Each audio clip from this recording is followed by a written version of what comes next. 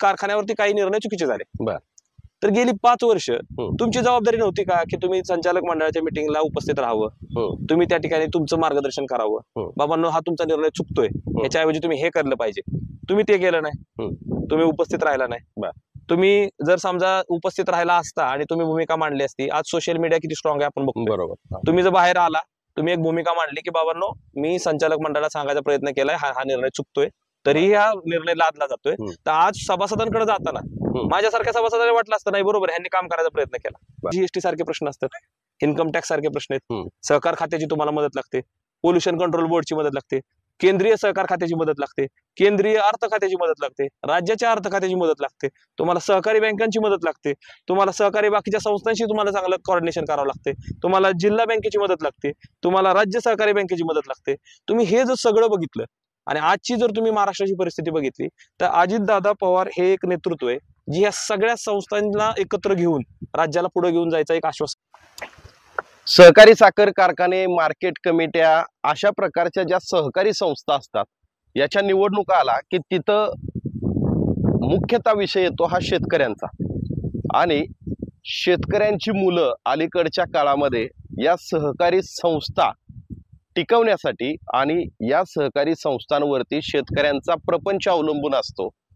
या निमित्तानं अलीकडची तरुणाई म्हणजे महाराष्ट्रातली तरुणाई ही सहकारी संस्थांच्या राजकारणामध्ये देखील लक्ष घालायला लागले. त्याच्यात सगळ्यात महत्वाचा ह्या सहकारी संस्थांचा अभ्यास करायला लागले. निमित्त आहे माळेगाव सहकारी साखर कारखान्याच्या निवडणुकीचं. आणि या निवडणुकीच्या निमित्तानं अजित पवार गटाच्या बाजूनं एक पॅनल आहे आणि दुसऱ्या बाजूला चंद्रराव तावरे आणि रंजन काका तावरे यांचं दुसरं पॅनल आहे. अशा 2 पॅनलची समोरासमोर लढत होतानाची चिन्ह आहेत. आणि याच्यामध्ये गावागावांमध्ये घोंगडी बैठका सुरू झाल्यात, काही सभा सुरू झाल्यात. आणि या सभांमध्ये अजित पवार गटाच्या बाजूनं ज्या सभा चालू आहेत या सभेमध्ये गावागावात एक चेहरा चर्चेत येतोय आणि एक तरुण, ज्या तरुणाच्या भाषणानं आता बारामती तालुक्यातल्या म्हणजे माळेगाव कारखान्याच्या कार्यक्षेत्रातल्या गावांमध्ये एक वेगळीच चर्चा आहे.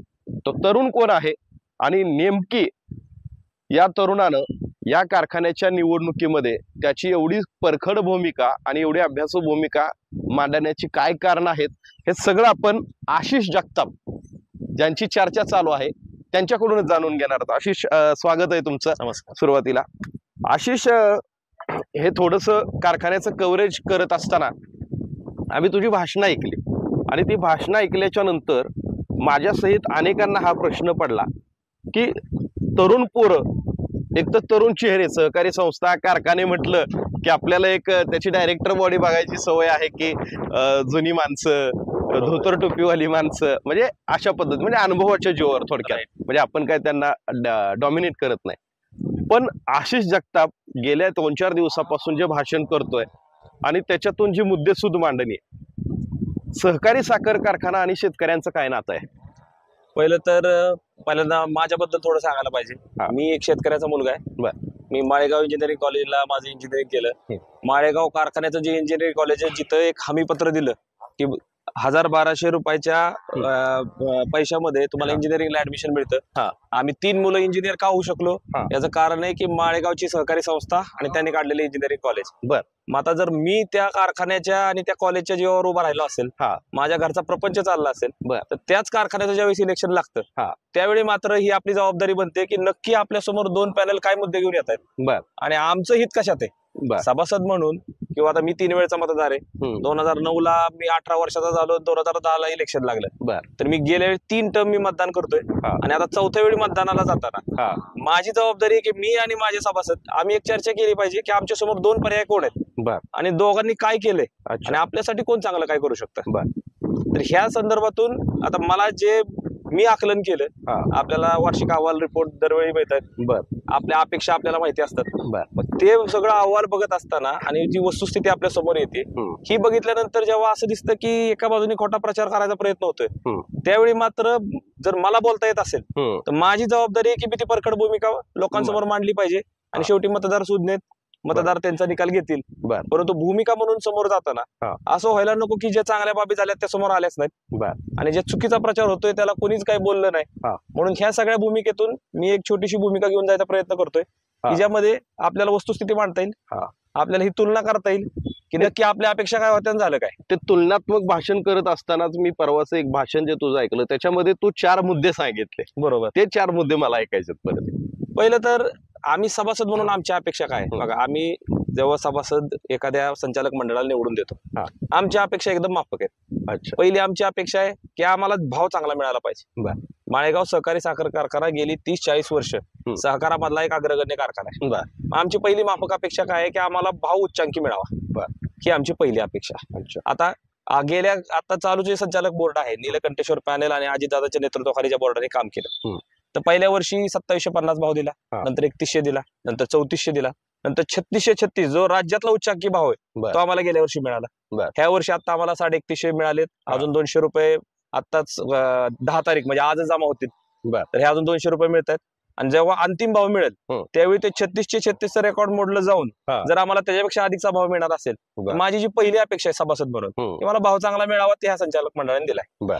दुसरी आमची अपेक्षा काय की बाबा आम्ही सभासद आहे, आम्ही ऊस लावतो, आमचा ऊस जर वेळेत गेला तर माझं टनेज चांगलं भरतं आणि त्यानंतर आम्हाला ऊस गेल्यानंतर राहिलेली पिकं करता येतात. गहू करेल, कोणी हरभरा करेल, अधिकचं उत्पन्न मिळेल. त्यामुळे आमची सभासद म्हणून दुसरी अपेक्षा काय बाबा ऊस आमचा लवकर तोडून द्या. तुम्ही जर आता बघितलं ह्या संचालक मंडळाने आता काय केलं, जोपर्यंत सभासदांचा ऊस संपत नाही तोपर्यंत बाहेर गाड्या टाकल्या नाही, गेटकेर मागवला नाही. ह्याच्यामुळे काय झालं, आमचा ऊस वेळेत गेला आणि सभासदांना मदत झाली. आता ह्याच्यामध्ये काय होतं, 17-18 हजार 20,000च्या आसपास सभासद आहेत. नक्कीच सगळ्याच अडचणी सोडवल्या गेल्या का, तसं पण झालं नसेल. पण प्रामाणिक प्रयत्न दिसला आणि त्यांनी एक योजना राबवायचा प्रयत्न केला की पहिला सभासदांचा ऊस गाळू आणि नंतर बाकीचं करू. म्हणजे आमची दुसरी अपेक्षाही त्यांनी पूर्ण केली. आता तिसरी अपेक्षा काय होती की बाबा कारखाना चालवा पण काटकसरीने चालवा, उत्पादन खर्च कमी ठेवा म्हणजे आम्हाला अधिकचे पैसे मिळतील. आता उत्पादन खर्च कमी ठेवलाय का नाही ठेवला हे कशावर काढणार, तर आपल्याला बाकीच्या कारखान्यांशी तुलना करायला लागेल. आता VSI ने आता जे पुरस्कार दिले त्याच्यात आर्थिक शिस्तीचा सगळ्यात चांगला कारखाना कोणता, तर माळेगाव कारखान्याला तो पुरस्कार मिळाला. मग आम्ही जर आता आमचा उत्पादन खर्च बघतो आणि जे संचालक मंडळ आता समोरून जो पॅनल प्रचार करतोय त्यांच्या काळातला उत्पादन खर्च तुम्ही तुलना करून जर बघितला तर या कारखान्याने किंवा ह्या संचालक मंडळाने उत्पादन खर्चही कमी करण्यात यश मिळवले. म्हणजे आमचा तिसराही मुद्दा या ठिकाणी पूर्ण होतोय. आणि चौथी अपेक्षा काय की आमच्या कारखान्याची आता कॅपॅसिटी वाढली. पहिला 5-5.5 हजाराचा कारखाना होता, आता आपण 8-9 हजार दिवसाचं क्रशिंग करतोय. 10 हजाराकडे जायचे आपलं महत्वाकांक्षा आहे. हे करत असताना तुम्ही सभासदांचा ऊस गाळा, परंतु त्याच ताकदीने सभासदांचं उत्पादन वाढेल. नवीन नवीन तंत्रज्ञान आणायची तुम्ही स्ट्रॅटेजी बनवाल आणि त्याचबरोबर गेटकेन आणून पूर्ण गाळो क्षमतेने तुम्ही कारखाना चालवाल आणि 2 पैसे अधिकचे द्याल. आता ह्या संचालक मंडळाने काय केलंय, अजितदादांच्या नेतृत्वाखाली तुम्ही बघितलं असेल परवाच AI साठी आपल्या वसंतदादा सेगर इन्स्टिट्यूटला VSI ला एक परिषद झाली. पवार साहेब असतील, अजितदादा असतील आणि सगळे तज्ञ त्यामध्ये सहभागी होते. तर शेतकऱ्यांचं उत्पादन वाढावं, कारण आता काय झालं, आम्ही वर्षानुवर्ष ऊसाचं उत्पन्न घेतोय. माझ्या आजोबांनी घेतलं, माझ्या वडिलांनी घेतलं, मी सभासद आहे, आता आमच्याही काळात ऊस चालू आहे. तर टनेज जे खाली आले हे जर आपल्याला वाढवायचं असेल तर आपल्याला तंत्रज्ञानाची जोड द्यावी लागेल. काही जमिनी आपल्या कार्यक्षेत्रात अशा आहेत की ज्या शारपड झालेल्या आहेत, त्याच्यासाठी तुम्हाला पाण्याचा निचरा करण्याची पद्धत करावी लागेल, त्याच्यावरती काम करावं लागेल. तर अशा ह्या वेगवेगळ्या तंत्रज्ञानाची सांगड घालणारं आत्ताचं आश्वासक कोण देते, तर नीलकंठेश्वर पॅनल देते. मग आता मी जर ह्या सगळ्या दृष्टीने बघितलं की सभासद म्हणून आमच्या अपेक्षा आता झालेलं काम, कारण शेवटी आहे बघा, भाषण सगळे करणार, आश्वासनं सगळे देत आहेत, पण तुम्ही करून काय दाखवले आणि आम्हाला पुढचं आश्वासन किंवा एक आश्वस्त कोण करतंय की भविष्यात आम्ही चांगलं काम करू, ह्याच्यावर जर विचार केला तर अजितदादांचं नेतृत्व, अजितदादांचं आपण एक बघितलं असेल, कोणत्याही ठिकाणी त्यांना कामात बारकावं लागतं. बरोबर. आता दादांनी तर ब वर्गामध्ये फॉर्मच भरलाय माळेगाव कारखान्यासाठी. आता दादा जर स्वतः एखाद्या संस्थेमध्ये इन्व्हॉल्व्ह होणार असतील आणि दादांच्या कामाची जी पद्धत आहे, बरोबरला बरोबर चुकला चूक, तर माझ्यासारख्या सभासदांना एक आश्वासन मिळतं की बाबा आता दादा जर इन्व्हॉल्व्ह असतील तर यांना आता काम करता येत ना, त्यापेक्षा दुप्पट काम करावं लागेल. बरोबर. मग आता ही सगळी जर पार्श्वभूमी बघितली तर नीलकंठेश्वर पॅनेलला मतदान का नाही करायचं हा खरा प्रश्न पडतो.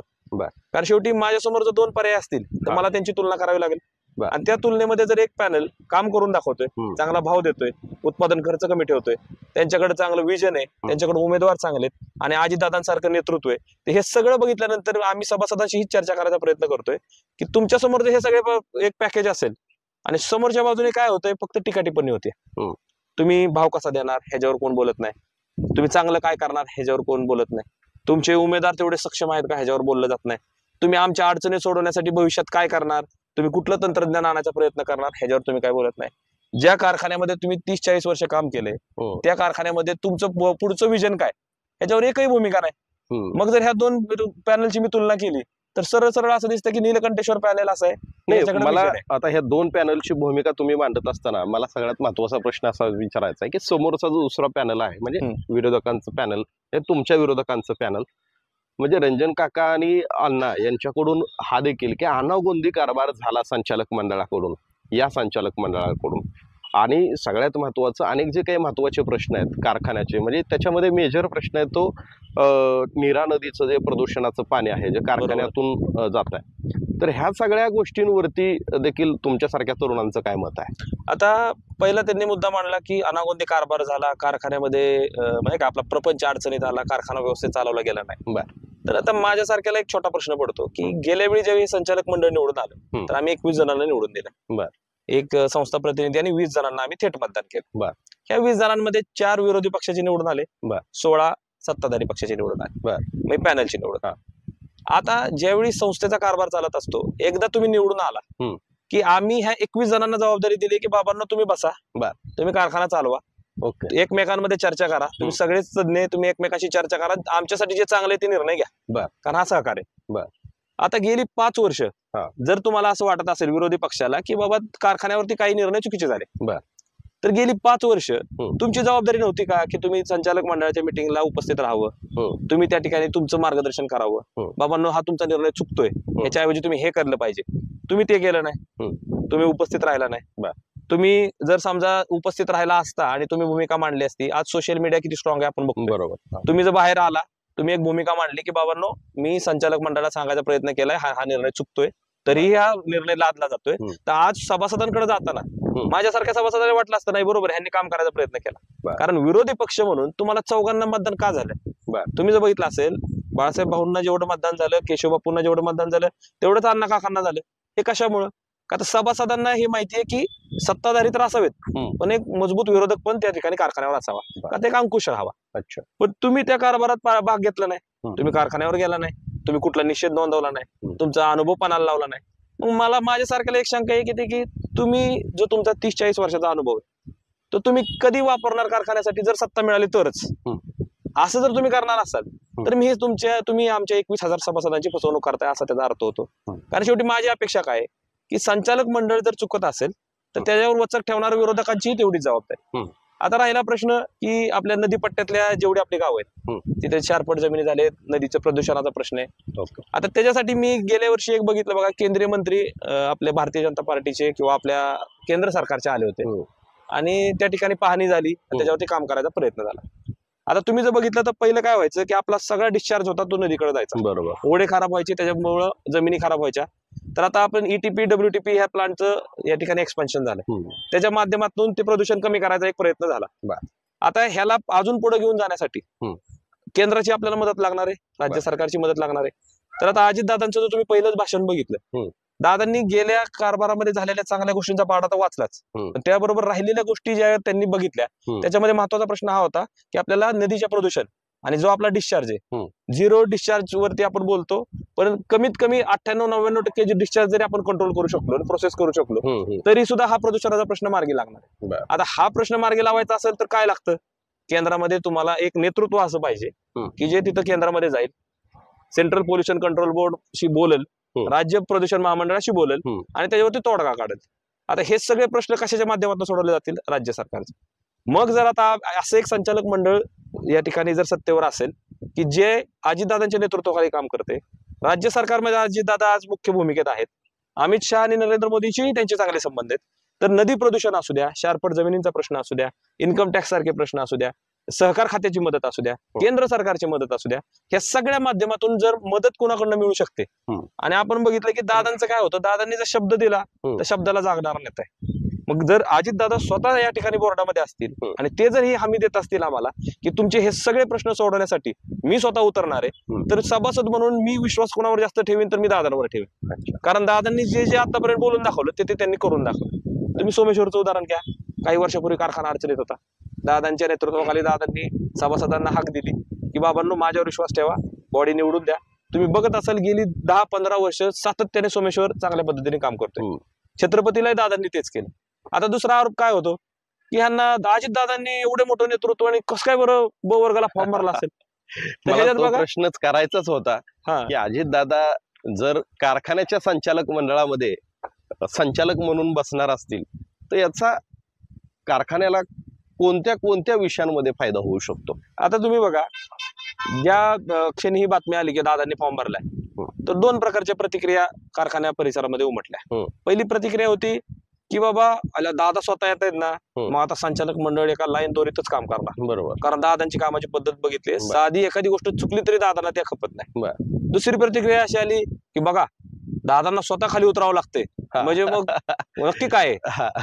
तर आता मला म्हणजे खरं तर आहे ना, आपण आमचं तरी वय थोडंसं आता आम्ही समजा तरुण पडतो, पण आपण जो वर्षानुवर्षाची परंपरा महाराष्ट्राची बघितली तर राज्याचं जे नेतृत्व असतं ते बऱ्याच वेळा सहकारी संस्था असू द्या, सामाजिक संस्था असू द्या किंवा क्रीडा संघटना असू द्या, ह्याच्याशी संलग्न राहण्याचा प्रयत्न करतं. म्हणजे आता पवार साहेबांचं उदाहरण घ्या. पवार साहेब रयत शिक्षण संस्थेला अध्यक्ष आहेत, अशा ते भरपूर संस्थांना अध्यक्ष आहेत. बरोबर. तर ते शिक्षण तज्ञ म्हणून तिथं नाहीत. बरोबर. शिक्षण तज्ञ त्यांचं काम करत असतात, पण ज्यावेळी त्या त्या क्षेत्रातल्या लोकांना एखादी अडचण भासते, राज्य सरकारची मदत लागते, केंद्र सरकारची मदत लागते, तेव्हा ते सक्षम नेतृत्व तुमच्या मागे उभं राहू शकतं आणि तुम्हाला मदत करू शकतं. अजितदादांनी मी तर म्हणेन की अजितदादा स्वतः उभा राहणार जर असतील तर त्यांनी एक मोठी जोखीम पत्करली की त्यांना या कारखान्याच्या संचालक मंडळाकडून चांगलं कामच करून घ्यावं लागेल, चांगला भावच द्यावा लागेल, कारण आता नाव त्यांच्याशी जोडलं जाणार. बरोबर. मग दादा एवढी मोठी जोखीम का पत्करत असतील? तर हे 17,000-20,000 जे सभासद आहेत, म्हणजे तुम्ही जर त्यांचे प्रत्येकाची कुटुंब पकडली तर आपल्या तालुक्यातील जवळजवळ 70-80 हजार लोकांशी संबंधित हा कारखाना आहे. ह्या कारखान्याच्या संबंधित जर दादा स्वतः उतरणार असतील तर दादा एक मोठी जोखीम घेत आहेत. कारण आता जर उद्या कारखान्याने चांगलं काम नाही केलं तर त्याचा ठपका कोणावर ठेवणार? आपण सगळे दादांवरती ठेवणार.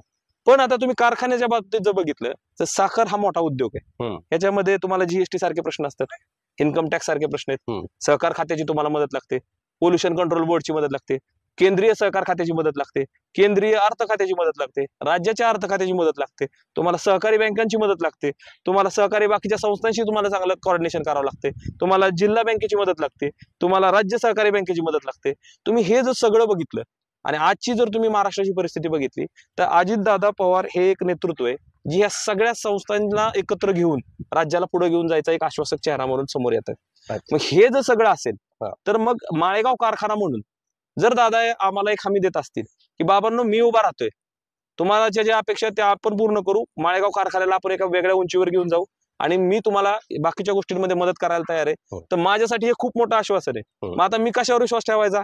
खोट्या भाषणांवर ठेवायचा, फक्त आश्वासनावर ठेवायचा का माझ्यासमोर एक पर्याय जिथे एकदम परखड नेतृत्व मला सांगतंय की मी तुमच्या मागे उभा आहे, तुम्ही चांगलं काम करा, तर माझा कल दादांच्या बाजूने राहणार, नीलकंठेश्वर पॅनलच्या बाजूने राहणार. मग ती भूमिका घेऊन आम्ही आता लोकांमध्ये जायचा प्रयत्न करतोय.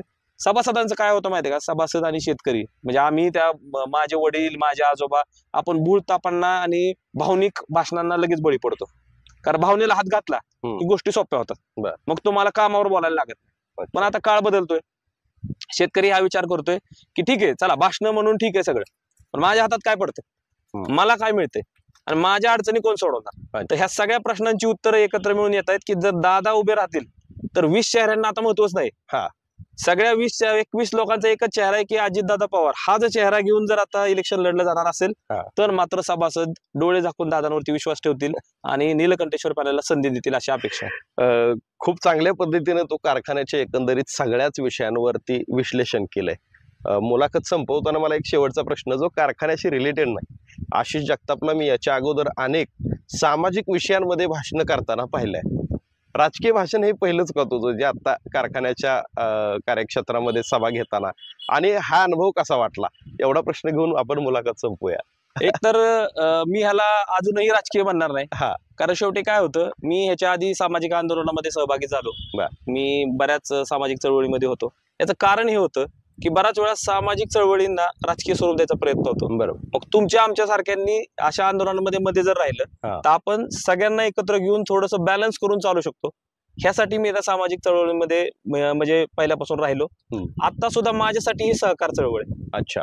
जरी हा राष्ट्रवादी पुरस्कृत पॅनेल किंवा भारतीय जनता पार्टीशी निगडीत लोकांचा पुरस्कृत विरोधी पॅनेल असला तरी तो पुरस्कृत आहे. बरोबर. शेवटी शेतकरी आणि सभासद यांचे हे पॅनेल आहेत. त्यामुळे अजूनही सहकार चळवळीतच मी आहे. परंतु एक नक्की की जर तुम्हाला प्रश्न समजत असतील आणि त्याच्यावरती उत्तर समजत असतील तर लोकांना जागरूक करणं, बोलणं, लोकांना समजून सांगणं की आपली जबाबदारी आहे, ती जबाबदारी पार पाडण्याचा मी प्रामाणिक प्रयत्न मात्र नक्की करतो. अगदी. तर मित्रांनो, हा होता आशिष जगताप. आशिष जगताप यांनी गेल्या आठवड्याभरामध्ये माळेगावच्या इलेक्शनमध्ये सभांची मैदानं चांगली गाजवलेली आहेत. विशेष म्हणजे ह्या सभा कव्हर करत असताना एक गोष्ट माझ्याही निदर्शनास आली होती की जी जुनी जाणती लोक आहेत, जे गेले अनेक वर्ष साखर धंद्याशी निगडीत आहेत, ते सुद्धा आवर्जून आशिषला भाषण करायला लावत होते. म्हणून मला असं वाटलं की जर अशा पद्धतीनं तरुणाई सहकारावरती अभ्यास करायला लागली तर हा भाषणाचा विषय नाही किंवा हा निवडणुकीचा किंवा तात्पुरता विषय. मला फक्त आशिषची मुलाखत घेण्यामागचा उद्देश हा आहे की या निमित्तानं तरुणाईनं अभ्यास केला पाहिजे की ज्या संस्था, जे प्रशासन, जे शासन तुमच्या माझ्या प्रपंचाशी निगडीत असतं, म्हणजे अर्थात अख्खीच शासन व्यवस्था ही तुमच्या माझ्या कुटुंबाशी निगडीत असते, त्यावेळेस त्या सगळ्या व्यवस्थांचा अभ्यास केला पाहिजे. आणि फक्त अभ्यास नाही केला पाहिजे तर त्याच्यावरती आपलं परखड मत मांडलं पाहिजे. आणि मग अशामुळं ज्या काय दुर्गुण व्यवस्था आहेत त्याच्यावरती चाप बसायला सुरुवात होते. कारण काय तर ह्या देशामध्ये तरुणाईची संख्या एवढी मोठी आहे, हा तरुणांचा देश आहे असंही म्हटलं जातं. आणि तरुणांनी जर अशा संस्थांवरती, अशा प्रशासनांवरती अभ्यासू पकड ठेवली तर निश्चित येणाऱ्या काळामध्ये राजकारण हे वेगळ्या पद्धतीचं पाहायला मिळेल. तुम्हाला देखील आशिषने मांडलेल्या या मतांबद्दल काय वाटतं जरूर कमेंट करून कळवा. धन्यवाद.